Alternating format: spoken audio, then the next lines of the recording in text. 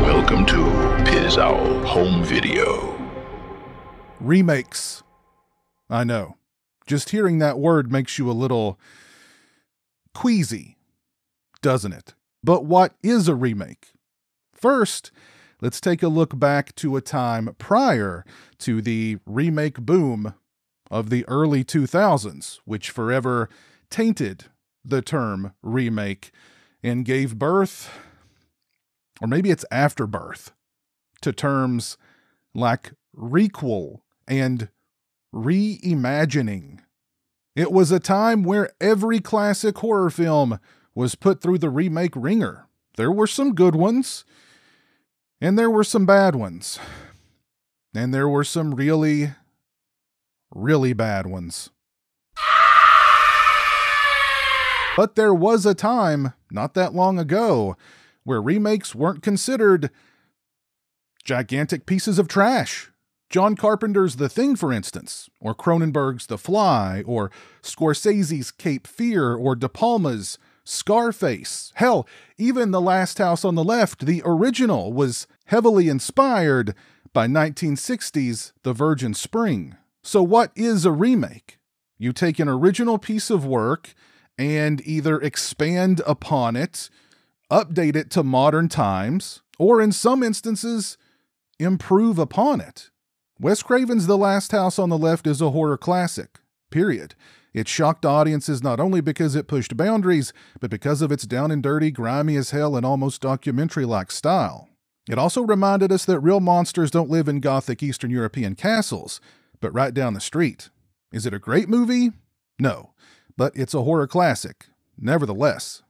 I have nothing but respect for what Wes Craven and producer Sean S. Cunningham accomplished with the original Last House on the Left, but it's definitely not a movie I watch on a frequent basis. However, back in the day when I heard that Last House was getting a remake, my first thought was, it could be good. Taking that storyline and adding things like additional character depth and eschewing the whole bumbling cop angle, which I don't know what Wes Craven was thinking there. I guess he was making a statement on the incompetence of authority, a broken justice system, and how if you want real justice, you have to take it into your own hands. Anyway, what I'm getting at here is taking that out of the story is a good thing.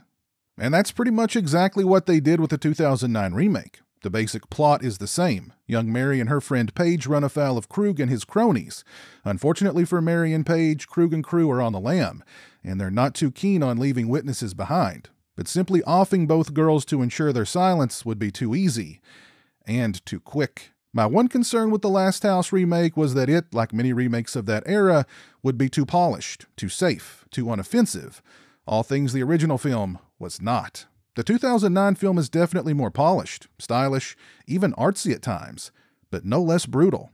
The attack on Mary is savage, it's drawn out, and it's difficult to watch. But that's the point.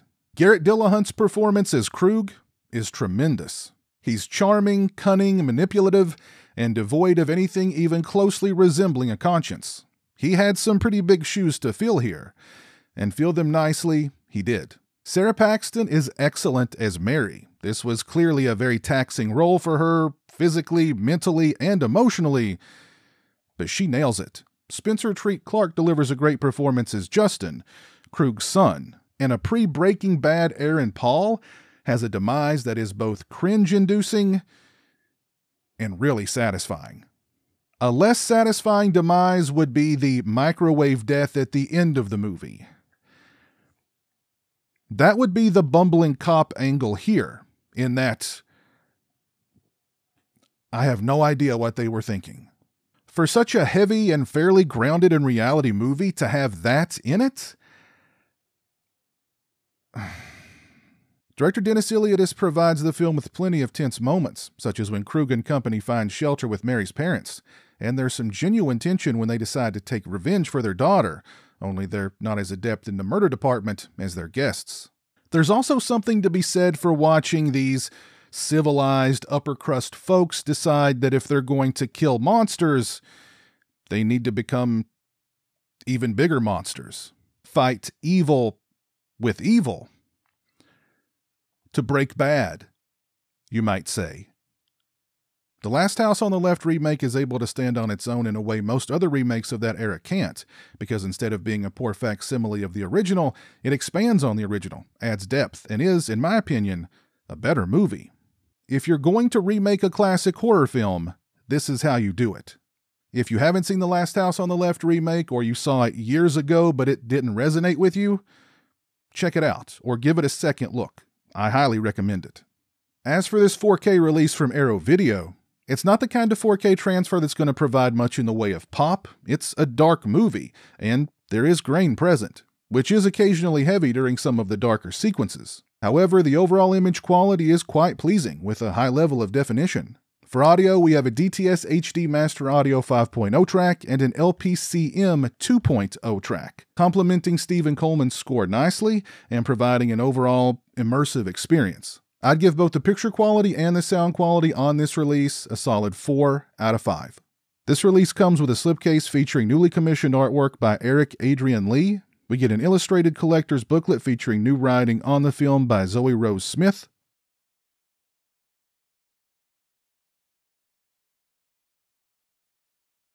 And a reversible sleeve featuring the original and newly commissioned artwork.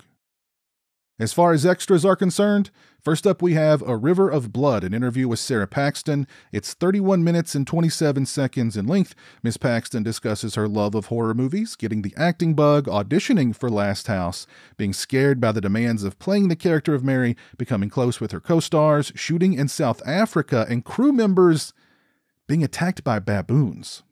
She discusses shooting the assault sequence, the stunts, and much more. Next, we have The Notorious Krug, an interview with actor Garrett Dillahunt. It's 27 minutes and 1 second in length. Mr. Dillahunt discusses the atmosphere on set being light, working with his co-stars, and filming in South Africa. He discusses calling David Hess and getting his blessing to play Krug, how he pushed for a different ending, shooting the assault scene, how proud he is of the film, and more. Next, we have Suspending Disbelief with screenwriter Carl Ellsworth. It's 18 minutes and 26 seconds in length. Mr. Ellsworth discusses how he got involved with Last House, his intention to make the second half of the film a survival thriller and not have Mary killed off. In order to keep the audience invested, he discusses Stephen King's praise for the film, writing the microwave ending, thinking it would never make it into the film, and then it made it into the film, and much more. Next, we have Reviving the Legend, an interview with producer Jonathan Craven. It's 33 minutes and 6 seconds in length. Mr. Craven discusses being on the set and in the editing room for the original Last House on the Left. He was only 7, but says that Wes was very careful that he not see too much. He discusses being conflicted about doing a Last House remake, but being a fan of Dennis Iliadis and Carl Ellsworth's script. He discusses how concerned Wes was about having his films remade, particularly Last House. He discusses the microwave debacle and how much he hated it, but Universal loved it.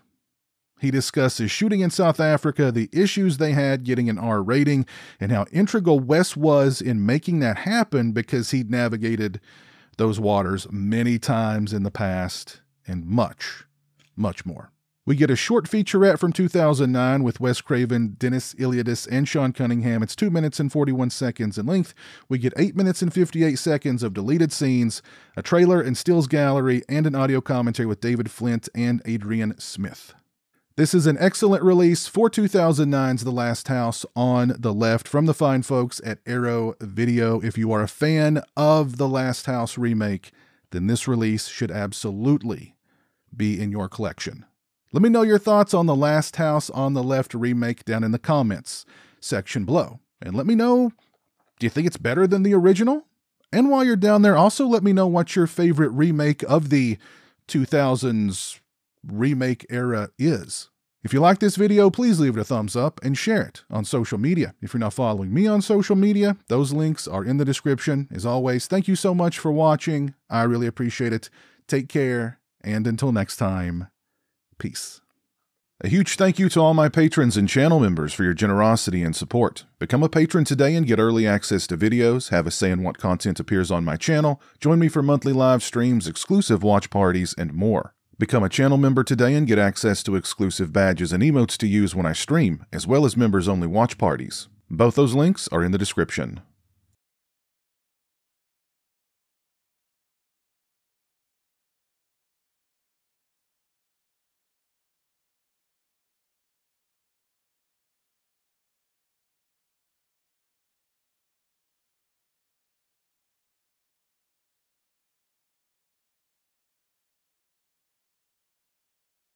Say hello to the internet, Jeremy.